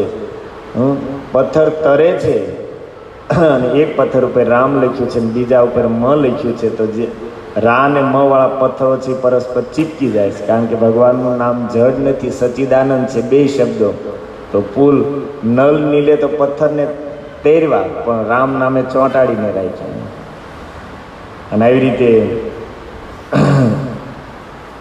પુલ બનાવવાનું કામ ચાલુ છે. અતિ ઉતંગ ગિરિપાદ લીલહી લેહી ઉઠાઈ. કહે છે કે મોટા મોટા પર્વતો છે, વાનરો લીલા લીલામાં ગેંદ સમાન ઉઠાવી લે છે અને જોતામાં સુંદર સેતુ નિર્માણ થઈ ગયો. અને ભગવાન ક્યાંથી જોતા હતા? આ વાનરો સેતુ નિર્માણ કરી રહ્યા છે, ક્યાં ઊભા રહીને જોવે છે આ દ્રશ્યો? મોટા મોટા વાનરો લાવીને સમુદ્રમાં પથ્થરો નાખે છે. કાલે તમને કીધું હતું, આપણે દર્શન કરવા ગયા હતા, ક્યાં રામપદમ, ત્યાં પ્રભુ ઊભા છે અને જોવે છે, બધા કન્સ્ટ્રક્શન ચાલી રહ્યું છે. અને એ જ સમયે ભગવાન કહે છે, પરમ રમ્ય ઉત્તમ યહ ધરની, આ પાવન આ ધરની આ ધરતી છે પરમ રમ્ય, મહિમા અમિત જાય નહીં બરની. આ સુંદર છે એટલું જ નહીં, પણ આની મહિમા પણ શાસ્ત્રોમાં વેદોમાં બહુ લખેલી છે આ પાવન ભૂમિની. તો એટલા માટે રામજી કહે છે કે મારા મનમાં એવી ઈચ્છા છે, કરી હવું ઇહા શંભુ સ્થાપના, અહીંયા ભગવાન શંભુની સ્થાપના કરું. મોરે હૃદય પરમ કલ્પના, મારા હૃદયમાં અત્યારે આ ભાવ આવી રહ્યો છે, ઈચ્છા જાગી રહી છે કે અહીંયા હું શંભુની સ્થાપના કરું. તો રામજી જેવું બોલ્યા છે, સુની કપીસ બહુ દૂત પઠાય. કપીસ અર્થાત કપીઓના રાજા સુગ્રીવે અનેક વાનરોને મોકલ્યા છે. જંગલમાં આસપાસમાં મુનિવર સકલ બોલી લે આય, અને જે આસપાસમાં ઋષિ મુનિઓ હતા એ બધાને બોલાવીને લાવ્યા છે. કારણ કે સ્થાપના કરવી છે ભગવાન શંકરની, તો એની કંઈક વિધિ તો આવે ને, પ્રાણ પ્રતિષ્ઠા, લિંગ બનાવવું ઇત્યાદિ. તો તરત જ સુગ્રીવે વાનરોને મોકલ્યા છે અને આસપાસના જંગલમાંથી અનેક તપસ્વીઓ, બ્રાહ્મણો, ઋષિઓ આવ્યા છે. અને એ બધા દ્વારા વૈદિક મંત્રોના ઉચ્ચારણપૂર્વક, ભૂમિશોધનપૂર્વક ભગવાન શ્રી રામચંદ્રએ પોતાના હાથથી એ ઋષિમુનિઓના કહેવા પ્રમાણે સુંદર શિવલિંગ બનાવ્યું છે. અને પછી લિંગ થાપી વિધિવત કરી પૂજા, શિવલિંગ બનાવીને ભગવાને વિધિવત અર્થાત બ્રાહ્મણોએ, ઋષિઓએ જે વિધિ બતાવી એ પ્રમાણે ભગવાનની પૂજા કરી છે. અને કહે છે, શિવ સમાન પ્રિય મોહિન દૂજા, રામજી કહે છે ભગવાન શંકર સમાન પ્રિય મને બીજું કોઈ નથી. શિવદ્રોહી મમ ભગત કહાવા, સો નર સપને હું મોહી ન પાવા. મારો ભક્ત છે પણ શિવજી સાથે દ્રોહ છે તો એ સ્વપ્નમાં પણ મને પ્રાપ્ત નહીં કરે. અને શંકર વિમુખ ભક્તિ ચહ મોરી, સો નારકી મૂઢ મતી થોરી. ભગવાન શંકરથી વિમુખ છે ને એને જો એમ હોય કે મારી ભક્તિ કરી લેશે તો એ અલ્પ બુદ્ધિનો વ્યક્તિ છે. અર્થાત રામજી કહે છે કે શિવજીથી વિમુખ છે અને મારી ભક્તિ પ્રાપ્ત નહીં થાય. તો પછી પૂછું કે પ્રભુ આ તમે જે લિંગ બનાવ્યું છે આનું નામ શું રાખશો? લિંગની સ્થાપના તો કરી પણ નામ શું રાખશો? તો શું કહે છે? આનું નામ રહેશે શ્રી રામેશ્વર મહાદેવ કી. આનું નામ રામેશ્વર રહેશે. અચ્છા, તો પૂછે છે ઋષિઓ અને દેવતાઓ પણ ત્યાં ઉપસ્થિત હતા. કાલ પ્રભુજી આપને સંભળાવ્યું રામેશ્વર શબ્દનો અર્થ શું પ્રભુ? તો રામજી કહે છે રામસ્ય ઈશ્વર સ રામેશ્વર. ક્યાં? રામસ્ય ઈશ્વર સ રામેશ્વર. જે રામના ઈશ્વર છે એ રામેશ્વર. ભગવાન રામની વાત સાંભળીને મહાદેવજીથી રહેવાનું નહીં તો એ ત્યાં જ પ્રગટ થઈ ગયા અને કહે છે કે ઋષિઓ એ દેવતાઓ, પ્રભુ જે અર્થ કરે છે એ સહી નથી. સહી અર્થ રામેશ્વરનો હું બતાવું છું. શું? રામ ઈશ્વર યસ્ય સ રામેશ્વર. શું કહે છે? રામ ઈશ્વર યસ્ય સ રામેશ્વર. રામ જેના ઈશ્વર છે ને એ રામેશ્વર. ઓલા કહે છે કે રામના ઈશ્વર રામેશ્વર ને આ કહે છે કે રામ જેના ઈશ્વર છે એ રામેશ્વર. પણ રામજી અહીંયા બહુ સુંદર આશીર્વાદ દે છે. હું તમને લોકોને તમારી બધા માટે આપણી બધા માટે રામજી આશીર્વાદ દે. સાંભળો. જે રામેશ્વર દર્શન કરહી તે તનુ તજી મમ લોક સિધારહી. જે રામેશ્વર દર્શન કરહી તે તનુ ત્યજી મમ ધામ સિધારહી. જે રામેશ્વરજીના દર્શન કરશે એ શરીર છોડીને મારા ધામમાં જશે. રામજી સ્વયં આશીર્વાદ આપે છે. તો તમે કરી લીધા દર્શન ને ન કર્યા હોય તો હજી સમય છે અને પ્રેમથી કરી લો. અને હવે કહે છે થોડું અઘરું છે. હવે કહે છે જે ગંગાજલ આની ચડાવહી તે સાયુજ્ય મુક્તિ નર પાવે. ગંગાજળ લાવીને ચડાવશે સાયુજ્ય પામશે. પણ એ તો અઘરું લાગે છે. અંદર જઈને ગંગાજળ આપણે ખાલી દર્શન કર્યા એટલે આવી ગયું. અને એનાથી વધારે લાભ લેવો હોય તો ત્યાં જઈને મહાદેવજીને હરિનામ સંભળાવો. એણે જે મહામંત્રનો ઉપદેશ આપ્યો છે. સવારમાં તે બધા ભક્તો આવ્યા તો બહુ પ્રસન્નતા થઈ કે ભાઈ ચાલો ભગવાન શંકર સવારમાં આપણા નગર સંકીર્તનથી જેટલા ખુશ થયા છે એટલા કદાચ દર્શનથી નહીં થયા હોય, બીજા કોઈ સાધનથી નહીં થયા હોય. કારણ કે એણે જ આપેલો આ મહામંત્ર છે ને એ જ આપણે એના ધામમાં એની પ્રસન્નતા માટે ગાઈ રહ્યા છીએ. શ્રીમદ ભાગવત સ્પષ્ટ કહે છે કે કોઈ પણ અનુષ્ઠાન હોય, કોઈ પણ કાર્ય હોય એ આપણે કરીએ અને એમાં કંઈક ને કંઈક ખામી રહી જાય. મોટા મોટા ઋષિઓથી રહી જતી તો આપણે તો શું વાત છે, કળિયુગના જીવો છીએ. પછી તીર્થાટન હોય કે યજ્ઞ હોય કે વ્રત હોય, કોઈ પણ આપણે કરીએ તો એમાં જે કાંઈ ત્રુટિ દોષ રહી ગયો હોય, ખામી રહી ગઈ હોય, એના નિવારણ માટે વિધિ શું છે? મંત્રતસ તંત્રતસ છિદ્રમ દેશ કાલહારહ વસ્તુતઃ. મંત્રોના ઉચ્ચારણમાં ત્રુટિ રહી જાય, શાસ્ત્રની દ્રષ્ટિએ કંઈક ખામી રહી જાય, સ્થાનમાં કંઈક ત્રુટિ રહી જાય, સમયમાં કંઈક આગળ પાછળ થઈ જાય, વિધિ કંઈક ચૂકાઈ જાય, કંઈક અપરાધ કંઈક દોષ થઈ જાય. તો આ બધાના નિવારણ માટે મંત્રતસ તંત્રતસ છિદ્રમ દેશ કાલહારહ વસ્તુતઃ સર્વમ કરોતિ નિશ્છિદ્રમ નામ સંકીર્તનમ તવ. સર્વમ કરોતિ નિશ્છિદ્ર, આ બધી છિદ્ર અર્થાત દોષ ત્રુટિ, આ બધા જ દોષોને નિશ્છિદ્ર નષ્ટ કરી નાખે છે. કોણ? નામ સંકીર્તનમ તવ. ભગવાનના મંગલમય નામનું સંકીર્તન છે. બધી જ ત્રુટિઓને દોષોને સમાપ્ત કરીને એ અનુષ્ઠાનને, એ કાર્યને પૂર્ણતા સુધી પહોંચાડી દે છે.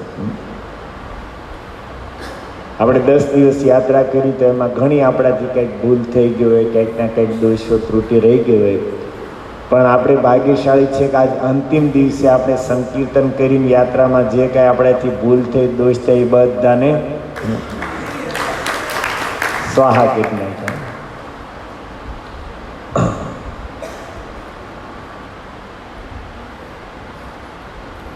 અને હવે અંતમાં રામજી કહે છે, હોઈ અકામ જો છલ તજી સેઈ, ભગતિ મોરી તેહી શંકર દેહી.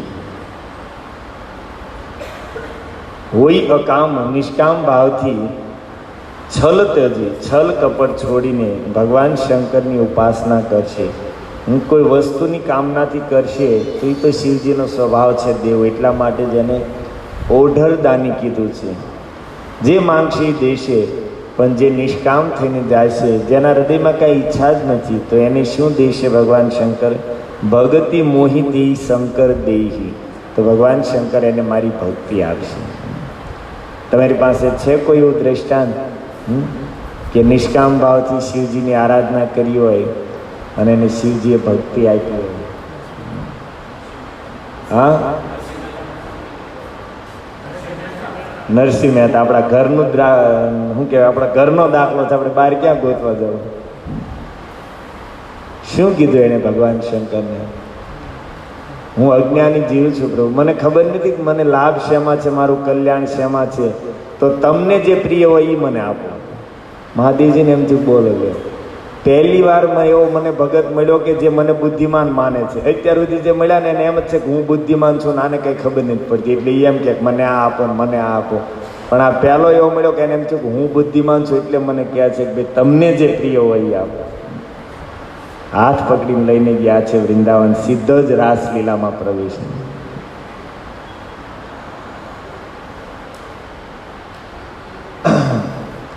અને આગળ રામજી કહે છે, મમ કૃત સેતુ જે દર્શન કરે સો બિનુ શ્રમ ભવ સાગર તરે છે. મારા બનાવેલા આ સેતુના કોઈ દર્શન કરશે તો વગર પરિશ્રમે ભવસાગરથી પાર ઉતરી જાય છે. અને હવે આ કથા કોણ સંભળાવી રહ્યું છે? ભગવાન શંકર માતા પાર્વતીજીને સંભળાવી રહ્યા છે. હવે અંતિમ કોમેન્ટ એ આપે છે, गिरिजा रघुपति के यह रीति संतत करही प्रणत पर प्रीति.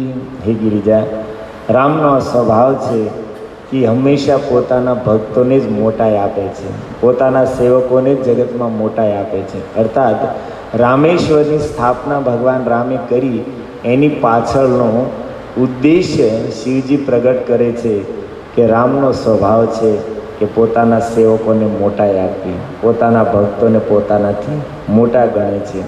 અને એટલા માટે એણે રામેશ્વરની સ્થાપના કરી. તો આવું સુંદર આ પાવન ધામ છે જ્યાં સાક્ષાત જગતના ઈશ્વર ભગવાન શ્રી રામચંદ્ર દ્વારા સ્થાપિત, પૂજિત, પ્રગટિત શિવલિંગ છે. દ્વાદશ જ્યોતિર્લિંગોમાં પણ જેનું નામ છે, અને નામ પણ કેટલું સરસ છે, રામેશ્વર. અને બીજા પણ ઘણા ઘણા આપણે દર્શન કર્યા. તમને આમ યાદ રહ્યું, આપણી યાત્રા ચાલુ થઈ ત્યાં આપણે આમ શું કહેવાય, રિવ્યુ નહીં, રિવાઇઝ. હા, પાછું મારીએ તો આપણે આમ તમે યાદ કરો તો આવીને સૌથી પહેલાં આપણે તિરુપતિમાં ઉતર્યા, પ્રસાદ લીધા, બસ ને રૂમ સિવાયનું યાદ કરાવજો. નકર એમ ન કહેતા પછી પહેલે દિવસે પ્રસાદ આ હતો, એ આપણે યાદ નથી કરવાનું. એ તમારે યાદ કરવું, તમારી પાસે આખું લિસ્ટ છે પહેલે જ બનાવેલું, તમને મોકલી દઈશું. આપણે ભગવાન તિરુપતિ બાલાજીના સૌથી પહેલાં દર્શન કર્યા. કોઈએ ટકા કરાવ્યા ને મારી જેવા કોઈએ ન કરાવ્યા. તિરુપતિ બાલાજીના દર્શન કર્યા. ત્યાં ઉપર બીજા કયા દર્શન કર્યા? હા, શ્રી વરાહ ભગવાનના. કારણ કે એના દર્શન વગર તિરુપતિની યાત્રા અધૂરી છે એવું લખ્યું છે મહાત્મ્યમાં. અને સાથે સાથે સરોવર જે અનંત આચાર્ય ત્યાં ગયા હતા અને પોતાના હાથથી ખોદતા હતા, એ આપણે કથા સાંભળી હતી. એ સરોવર પણ ત્યાં હતું. અને ઓલું શું કે એ આચાર્ય અનંત આલવારજી જે ભગવાનને અહીંયા કોશ ક્રોબાર, એના દર્શન કેટલાય કર્યા? મેન મંદિરના મેં તમને કીધું હતું પ્રવચનમાં, મેન મંદિર છે એમાં દ્વાર ઉપરેથી લોખંડનો ઓલો સળિયો જેવું છે એ લગાડેલું છે. ત્યાં લખ્યું છે અનંત આલવાર્સ ક્રોબા, જેનાથી અને ભગવાનને અહીંયા દાઢી ઉપર ઘાવ થયો હતો. ઉપર એકલા દર્શન ને બીજા વિષ્ણુપાદની દર્શન તો તમે બધાએ કર્યા હતા, અમારે નહોતા ત્યાં, અમે રાત્રે મોડા આવ્યા હતા. अच्छा, हमारे प्रमोद प्रभु यहाँ पर बैठे, सबसे अधिक समय उसको लगा दर्शन में. वो जनरल लाइन में घुस गए तो आज रात कितने 5:30 बजे प्रभु जी लाइन में रहे थे, तो दूसरे दिन सुबह में 11:30 बजे वो बाहर निकले लाइन से. पूरी रात्रि प्रभु जी इतना ठंड लग रहा था कि ठर गए पूरा, और ट्रैफिक गिरती भी इतना. भाई तो यात्रा तो उसकी सबसे सफल हुई. ठाकुर जी तो तपस्या देखते हैं, मेरे लिए कितना प्रयास किया. પણ જે હોય બધાને દર્શન સરસ થઈ ગયા. કોઈને 2 વાર થયા, કોઈને 3 વખત થયા. અને પ્રભુજીને એકને સમય લાગ્યો, બાકી તો એવરેજ 3 થી 4 કલાક 5 કલાકમાં બધાને દર્શન થઈ ગયા. અને નીચે આપણે કયા કયા દર્શન કર્યા યાદ કરો થોડું. પદ્માવતી દેવી, ભગવાન શ્રીનિવાસના ઘરવાળા. પછી ગોવિંદરાજ સ્વામી જે સાક્ષાત બલરામજી છે. ગોવિંદરાજ સ્વામી છે એ સૂતા શું કામ છે ખબર છે તમને? એને માથામાં કાંઈ તમને દેખાણું હતું? ગોવિંદરાજ સ્વામી આમ સૂતા છે તો મસ્તક નીચે કાંઈ હોય એવું લાગ્યું તમને? કુબેરજી પાસેથી વિવાહ કરવા માટે ઠાકોરજીએ ધન લીધું, તો એ ધન ગોવિંદરાજ સ્વામી એના મોટા ભાઈ હતા એને આપ્યું કે આ તમે સંભાળો અને આનાથી વિવાહનું બધી વ્યવસ્થા કરવાની છે. તો ગોવિંદરાજ સ્વામી કુબેરજી પાસેથી ધનની ટોપલી લીધી અને માથા ઉપર સાચવીની સૂતા છે. આપણી પાસે કંઈક કિંમતી વસ્તુ હોય રાતે સૂઈએ ત્યારે ક્યાં નાખીએ? ઓશિકાની છે હે ને. એમ ગોવિંદરાજ સ્વામી સંપત્તિ લઈને સૂતેલા છે.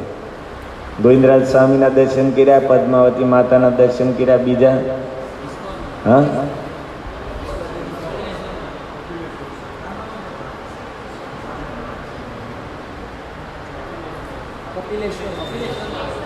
મહાદેવજીના,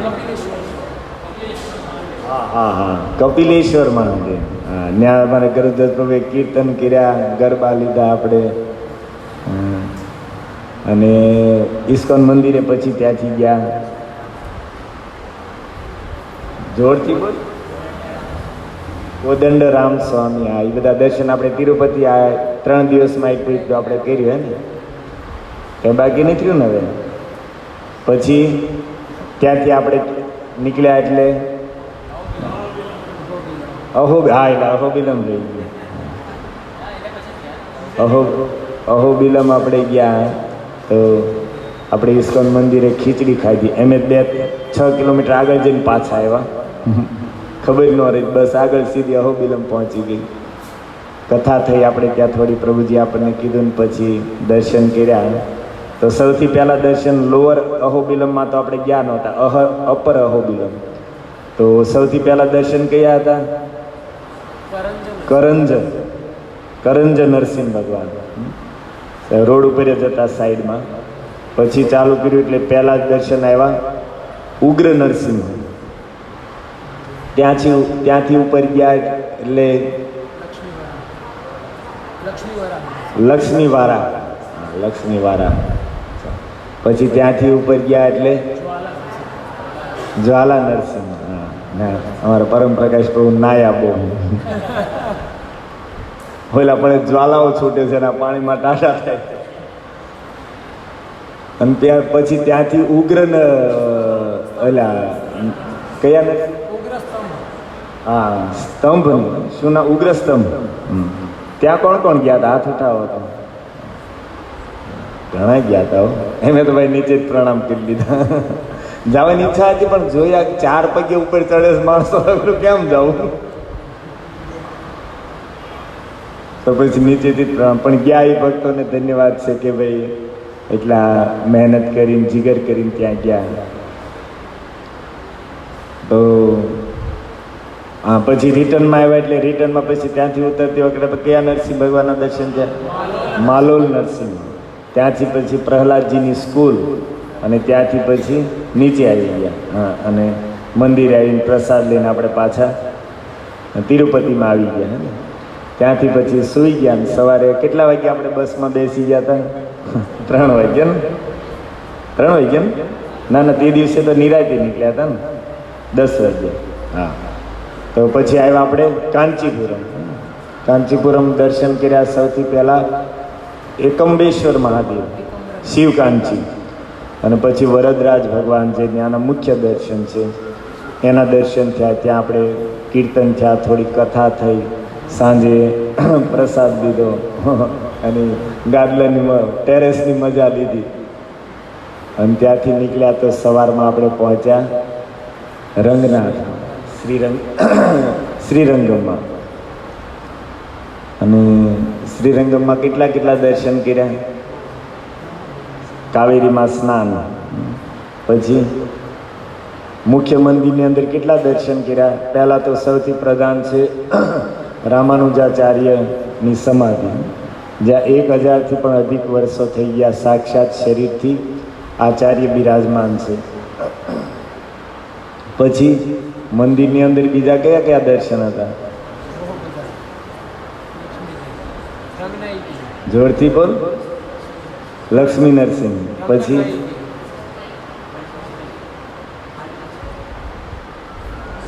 ખાલી લક્ષ્મીજી હતા. અચ્છા, પછી આંડાલ, શ્રીદેવી, ભૂદેવી, ભગવાન રંગનાથ સુતેલા છે. દર્શન ઘણા હતા. અમારે એટલા બધા નથી થયા, કારણ કે બધી મેનેજમેન્ટની વ્યવસ્થામાં હતા. એટલે એક વખત દર્શન થયા હતા, પણ બહુ વિશાળ મંદિર છે. ને આપણે કીર્તન થયા હતા કે નહીં? હા, ગયા હતા. આપણે કીર્તન કરતાં કરતાં દર્શન કરવા માટે ક્યાંય ગયા હતા? કયા શ્રીજી? જંબુકેશ્વર ને? હા, ત્યાં આપણે કીર્તન કરતાં કરતાં દર્શન કરવા ગયા. હા, એ કીર્તન સારા થયા. ગરજ તો 500 ભક્તો આવેલા જતા હતા. રથયાત્રા જેવું લાગતું હતું. અને પાછા શહેરના પુલ ઉપર ચડી ગયા. સારું જ મુંબઈ નહોતું ને તો પોલીસવાળા હમણાં જીપમાં ચડાવી દે, બેસી જાઓ. તો જંબુકેશ્વર મહાદેવના દર્શન પણ સરસ થયા. અમારે નીલવર્ણ પ્રભુ, અમિત પ્રભુ, તુષ્ટ નારાયણ પ્રભુના બધા ભક્તો તો ભાગ્યશાળી હતા કે એને અંદર દર્શન કરવા જવાનો ગાળો જ ન રહ્યો. બહાર કીર્તન, જંબુકેશ્વર મહાદેવને કીર્તન સંભળાવતા રહ્યા. તેમ બધા આવ્યા ત્યાં સુધી. ત્યાંથી પછી આપણે ગયા નરસિંહ ભગવાનના મંદિરે. ત્યાં પણ થોડા કીર્તન કર્યા. નરસિંહ ભગવાન, પ્રહલાદજીના દર્શન થયા. અને ત્યાંથી પાછા આવ્યા તો પછી કયા દર્શન કર્યા? બસ લઈને આપણે ગયા હતા. બસ લઈને ક્યાં દર્શન કર્યા? બીજે દિવસે સવારે પુંડરીકાક્ષ ભગવાનના દર્શન કર્યા. અદ્ભુત દર્શન હતા. એવા વિગ્રહ આજ સુધીમાં પહેલી વાર લગભગ, આપણે બહુ ઓછી જગ્યાએ, અમારા ગરજત પ્રભુ તો લગભગ બધે જઈ આવ્યા છે. એ કહેતા હતા કે અદ્ભુત દર્શન છે પુંડરીકાક્ષ ભગવાનના દર્શન. ત્યાં પણ કથા થઈ. એક ગ્રુપ આપણું ગયું હતું સામે. કેવું? પુરુષોત્તમ ભગવાન તો યાદ છે, પણ ઉત્તમ કોઈલ, ઉત્થારણ કોઈલ કેવું કંઈ ઉત્તમ જ તે. આ પુરુષોત્તમ યાદ રાખો ને, એ સાઉથના નામ આપણને યાદ નહીં રહે. તો એ દર્શન પણ બહુ સરસ હતા ભગવાન પુરુષોત્તમના. ત્યાં પણ દર્શન થયા. ત્યાં પણ થોડું કથા કીર્તન થયા. આ 2 દર્શન જ થયા હતા ને આપણે. અને બપોર પછી ગોપાલ ભટ્ટ ગોસ્વામીનું ઘર છે શ્રીરંગમમાં. મહાપ્રભુ જ્યારે દક્ષિણ ભારતની યાત્રાએ નીકળ્યા તો ચતુર્માસ પ્રારંભ થયો. અને ચતુર્માસમાં સાધુ સંતો છે પોતાની યાત્રા સ્થગિત કરીને એક જ સ્થાને રહીને ભજન સાધન કરે છે. તો ચતુર્માસ પ્રારંભ થયો તો શ્રીરંગમમાં એ સમયે એક બ્રાહ્મણ હતા, વેંકટ ભટ્ટ. બહુ પવિત્ર અને વૈષ્ણવ બ્રાહ્મણ હતા. લક્ષ્મીનારાયણની ઉપાસના કરતા. તો મહાપ્રભુને પ્રાર્થના કરી, પ્રભુ મારા ઘરે 4 મહિના રોકાવ. તો મહાપ્રભુ 4 મહિના સુધી વેંકટ ભટ્ટના ઘરે રોકાણા છે. અને એ સમયે એમના પુત્ર હતા નાના એવા, જેનું નામ હતું ગોપાલ ભટ્ટ. બાળપણમાં જ એને ચૈતન્ય મહાપ્રભુના ચરણોની સેવા, એમના મુખેથી હરિકથા, એમનો મહાપ્રસાદ, આ બધું સૌભાગ્ય મળ્યું. અને મહાપ્રભુ 4 મહિના પછી જ્યારે જવા માંડ્યા એ સમયે ગોપાલ ભટ્ટની ઉંમર હતી 11 વર્ષ. તો કહે છે પ્રભુ હું પણ તમારી સાથે આવીશ. તો મહાપ્રભુ કહે છે કે નહીં ગોપાલ, તારા માતા પિતા વૈષ્ણવ છે, વૃદ્ધ છે, અને તારી સિવાય એનું કોઈ સેવા કરવાવાળું છે નહીં, તો તું એની સેવા કર. અને હા, તારે જો કૃષ્ણની પ્રાપ્તિ કરવી હોય તો વિવાહ નહીં કરતો. તારા માતા પિતા જ્યાં સુધી છે ત્યાં સુધી એની સેવા કર, અને એ જ્યારે ધામમાં જાય તો પછી તું વૃંદાવન જઈને ભજન કરજે. મહાપ્રભુ આગળ નીકળ્યા. ગોપાલ ભટ્ટ ગોસ્વામી કેટલાય સમય સુધી ઘરે રહ્યા. એના માતા પિતા અંતર્ધ્યાન થયા. એ ત્યાંથી વૃંદાવન ગયા. વૃંદાવનમાંથી એક દિવસ તીર્થયાત્રા માટે નીકળ્યા છે. નેપાળ ગંડકી નદીમાં પહોંચ્યા. ત્યાં એને શાલિગ્રામજી પ્રાપ્ત થયા. શાલિગ્રામજી લઈને પાછા વૃંદાવન આવ્યા અને નિત્ય વૃંદાવનમાં રહીને શાલિગ્રામજીની આરાધના કરતા, ભગવાન કૃષ્ણનું ભજન કરતા. તો એક દિવસ એક શેઠ હતા, એ આગ્રાના કોઈ શેઠ હતા. તો એને ભાવ જાગ્યો કે વૃંદાવનમાં જેટલા ઠાકોરજી છે બધા ઠાકોરજીઓ માટે મારે આભૂષણો અને વસ્ત્રો આપવા છે. તો અનેક કિંમતી વસ્તુઓ લઈને આવ્યા. મંદિરે મંદિરે જઈને આપતા હતા. ગોપાલ ભટ્ટજીએ સાંભળ્યું તો મનમાં એમ થયું કે અરે, મારી પાસે જો ભગવાન કૃષ્ણના રૂપમાં હોત તો હું પણ આ શેઠ પાસેથી લઈને સુંદર શૃંગાર કરે, સુંદર વસ્ત્રો પહેરાવે. પણ શાલિગ્રામજીને તો શૃંગાર હોય નહીં. તો મનમાં એક આશા હતી. અને રાત્રે સૂતા, ભગવાન તો ભક્ત વત્સલ છે. ગોપાલ ભટ્ટ ગોસ્વામીની ઈચ્છા પૂરી કરવા માટે રાત્રિમાં જ શાલિગ્રામમાંથી સુંદર ત્રિભંગ લલિત કૃષ્ણના રૂપમાં પ્રગટ થઈ ગયા. સવારમાં ગોપાલ ભટ્ટે જેવું મંદિર ખોલ્યું તો શું જોવે છે? શાલિગ્રામજીની જગ્યાએ નાના એવા 12 ઇંચના સુંદર ભગવાન કૃષ્ણ ઉભેલા છે. રૂપ ગોસ્વામી, સનાતન ગોસ્વામી ઇત્યાદિને બોલાવ્યા. વૈશાખ પૂર્ણિમાનો દિવસ હતો અને નામકરણ કર્યું શ્રી રાધારમણ લાલ કી. તો એ ગોપાલ ભટ્ટ ગોસ્વામીનું જે ઘર છે ત્યાં મહાપ્રભુએ પોતાના હાથેથી સ્થાપિત જગન્નાથજી છે એના દર્શન કર્યા આપણે, હે ને. પછી હવે માતાઓ બોલશે, તમે લોકોની માતાઓ ખાલી સાંભળે જ છે, એને બધો લાભ જ લીધો, પ્રસાદનો લાભ લીધો, રૂમનો લાભ લીધો ને સાંભળવાનો લાભ લે છે. હવે બોલવાનું છે માતાઓ. શ્રીદેવી માતા બોલો. પછી ક્યાં દર્શન કર્યા ગોપાલ ભટ્ટ ગોસ્વામીના? પછી શું કરે એમ કે પછી આપણે શ્રીરંગમના દર્શન થઈ ગયા ને, લગભગ આવી ગયા બધા, કાંઈ બાકી રહ્યું? અને ત્યાંથી પછી આપણે શ્રીરંગમમાંથી સવારે કેટલા વાગે નીકળ્યા? 6 વાગી ગયા હતા, 6 સવા 6. અને અહીંયા આવ્યા રામેશ્વર. ગઈકાલે જ આવ્યા ને આપણે? હા હા, મધુર રહી ગયું. મીનાક્ષી મંદિર ગયા. હા, એ તો કેમ બોલાય, પાર્કિંગના થેપલા, હા, બગડી ગયેલો ભીંડો ઉતરી ગયેલો, પણ વાંધો નો, દહીં સારું હતું, થેપલા સારા હતા, મરચાઈ સારા હતા, પાર્કિંગ સારું હતું. તો મીનાક્ષી મંદિર પણ એક અદ્ભુત કલાકાર પ્રભુજી આપણને બધું સ્મરણ કરાયું હતું, કથા પણ કીધી સુંદર મીનાક્ષી દેવીની. પછી ત્યાંથી આપણે રસ્તામાં દર્શન કર્યા. શું નામ હતું? રામજી સુતેલા છે, આરામ કરવા માટે ગયા એમ કીધું ને પ્રભુજીએ. હા, જગન્નાથ મંદિર. હા, રામજીનો પટ્ટાભિષેક ત્યાં છે. હા, આ દિવ્ય દેશમમાં 108 દિવ્ય દેશમમાં એનું નામ છે. ત્યાં દર્શન કરીને આપણે લગભગ સાંજે 7-8 વાગ્યા સુધીમાં અહીંયા પહોંચ્યા. પરમ દિવસે રૂમું લઈને સૂઈ ગયા, પ્રસાદ લઈને. પછી બીજે દિવસે ગઈકાલ સવારમાં જાગીને બધાએ રામેશ્વર ભગવાનના દર્શન કર્યા. અને પછી આપણે બસો દ્વારા દર્શન કરવા નીકળ્યા. તો રામપદમ ને પંચમુખી હનુમાનજી, લક્ષ્મણેશ્વર મહાદેવ અને સીતાકુંડ એ બધા દર્શન કર્યા. આમ આપણે ગયા પોઈન્ટ જોવા, સમુદ્રના કિનારે. ધનુષકોટી તો પછી આવ્યું. પહેલાં તો આમ આપણે ફરવા ગયા હતા છેક દરિયાના કિનારે. શું નામ હતું એનું? દરિયા કિનારે ઓલું ફરવાનો પોઈન્ટ હતો, ત્યાં બેઠા હતા, એની વાત કરું છું. પછી પાછા આવ્યા ત્યારે ધનુષકોટી તો રસ્તામાં આવ્યું. તમે લોકો ઊભા નહોતા રહ્યા, અમે ઊભા રહ્યા હતા. જે પ્રભુજીએ કાલે વાત કરી ને ઓલું ગામ 1964માં આખું તણાઈ ગયું ગામ, ત્યાં જ મૂળ સ્થાન છે, ત્યાં બોર્ડ પણ મારેલું હતું. અમે લોકો ત્યાં દર્શન કર્યા અને અમે કીર્તની કર્યા 5-10 મિનિટ ત્યાં. મૂળ સ્થાન એ છે ધનુષકોટી કોડી,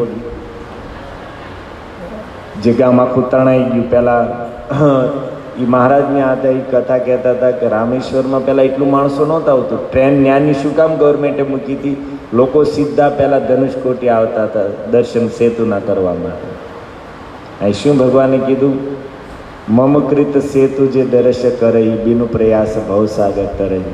તો પછી તો એ સાયક્લોનમાં વાવાઝોડામાં બધું તણાઈ ગયું. પછી વિકાસ ત્યાં ન થયો.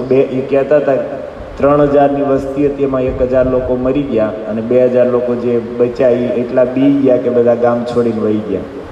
તો કોઈ આજી ગામ છે જ નહીં, ત્યાં કાંઈ છે જ નહીં. 2-3 દુકાનો છે ને એ દર્શન છે. ચૈતન્ય મહાપ્રભુ જ્યારે આવેલા ત્યારે એ પણ ત્યાં દર્શને ગયેલા અને ત્યાં આજે પણ ચૈતન્ય મહાપ્રભુના ચરણ ચિહ્ન બહુ સુંદર ત્યાં દર્શન છે. રાજદીપ ઓલો ફોટો છે ગ્રુપમાં નાખજો 2024માં, તો બધા દર્શન કરે. તો ત્યાં દર્શન કર્યા ને પછી આપણે જે દર્શન કર્યા કે વિભીષણ જ્યાં આવ્યા અને ભગવાન શું કહે છે? કહું લંકેશ કુશલ પરિવાર. એ લંકેશ બતાવો પરિવાર સહિત કુશળ તો છો ને. રામજીના મુખમાંથી લંકેશ નીકળ્યું, અર્થાત લંકાના રાજા થયા. તો ભગવાને ત્યાં જ લંકેશ લંકાના રાજ્ય સિંહાસન ઉપર વિભીષણને તિલક કર્યું. એ સ્થાન ત્યાં હતું જ્યાં દર્શન આપણે કર્યા. અને પછી ત્યાંથી પાછા આવ્યા. તો અમે તો પછી અબ્દુલ કલામે ઘણી બસો ગઈ હતી, અમારે લેટ થઈ ગયું એટલે અમે ત્યાં નહોતા ગયા. અમે સીધા અહીંયા આવ્યા હતા. અહીંયા આવ્યા હતા 1:30 વાગ્યા, એ પ્રસાદ તૈયાર હતો.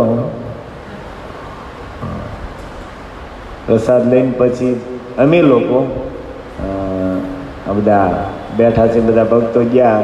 અહીંયાથી 3 વાગ્યે સમુદ્ર સ્નાન કર્યું. સમુદ્ર સ્નાન કરીને એના એ ગમછામાં ગયા 22 કુંડમાં કુવાઓનું સ્નાન કરવા માટે. અને સ્નાન કરીને પછી પાછા સીધા લાઈનમાં ઊભા રહ્યા. રામેશ્વર ભગવાનના દર્શન કર્યા. બહુ સુંદર દર્શન થયા. બહુ એવી ગીર્દી પણ નહોતી, બપોરનો સમય હતો એટલે લગભગ 15-20 મિનિટમાં દર્શન થઈ ગયા. હનુમાનજી દ્વારા સ્થાપિત જે શિવલિંગ છે એના દર્શન પણ કરજો, એનો પણ બહુ મહિમા છે. એના દર્શન વગર રામેશ્વરની યાત્રા અપૂર્ણ રહે એવું પણ લખ્યું છે. અને બીજા દર્શન આપણે કયા કર્યા મંદિરની અંદર? હનુમાનજી તો હનુમાનજી સુંદર હતા, સ્વયંભૂ વિગ્રહ હતો.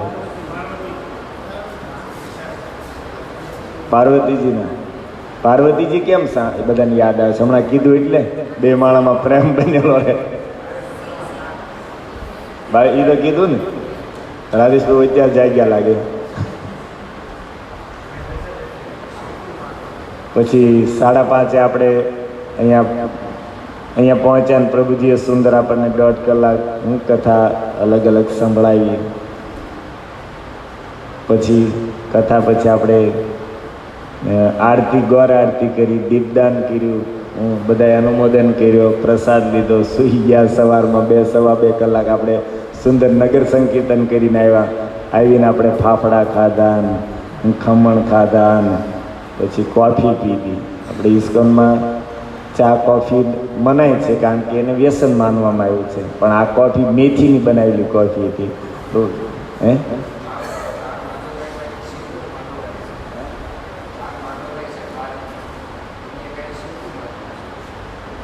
સેતુમાં તો કઈ જગ્યાએ?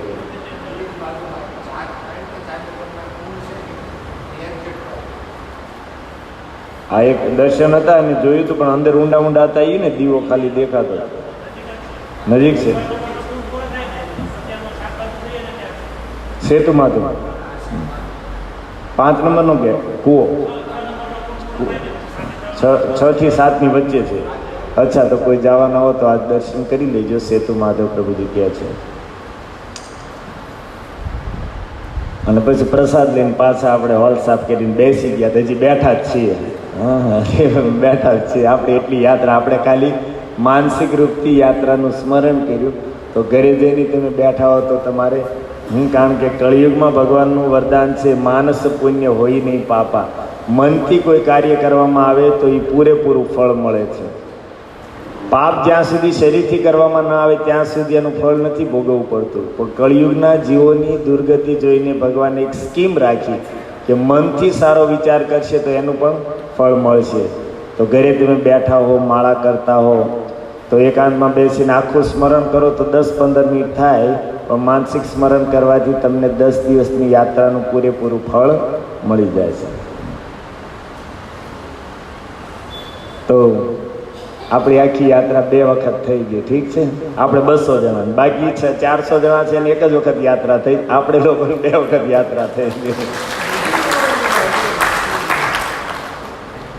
તો ખૂબ ખૂબ ધન્યવાદ તમે બધા ભક્તો, એટલા પ્રેમથી ધૈર્યથી બેઠા. અને કંઈ એનાઉન્સ હોય તો ભક્તો છે પ્રભુ, કરુણાપ્રિય પ્રભુ. હરે કૃષ્ણ કૃષ્ણ કૃષ્ણ હરે હરે, હરે રામ રામ રામ હરે હરે. શ્રીલ પ્રભુપાદ કી, શ્રી રામેશ્વર ભગવાન કી, શ્રી રામેશ્વર ધામ કી. નિતાય ગૌર પ્રેમાનંદે.